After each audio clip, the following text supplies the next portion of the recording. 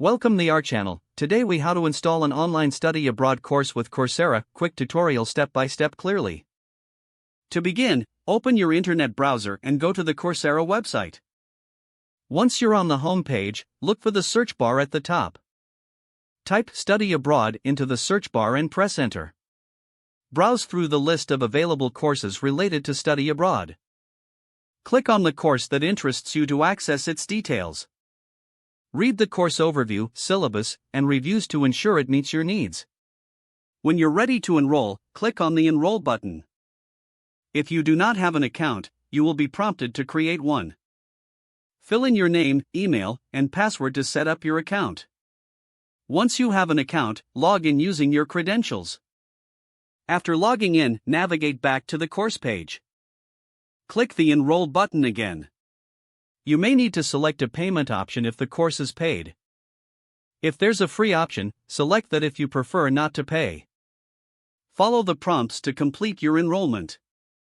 Once enrolled, you'll have immediate access to the course materials. Start by reviewing the first module to familiarize yourself with the content. Take notes and engage with the quizzes and assignments as you progress. Utilize the discussion forums to connect with other learners. Set a study schedule to stay on track and complete the course. If the page does not load, refresh the browser or try again in a private or incognito window. Make sure you are using the correct email address, then retype it carefully to avoid small typos.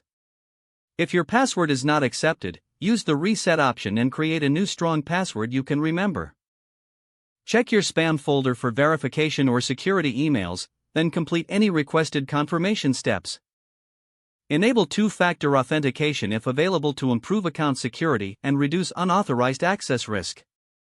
After signing in, review your profile details so your contact information and settings are accurate. If you see an error message, note it down and try again after restarting your device and internet connection. Log out when you finish, especially on shared devices, to keep your account and payment information secure.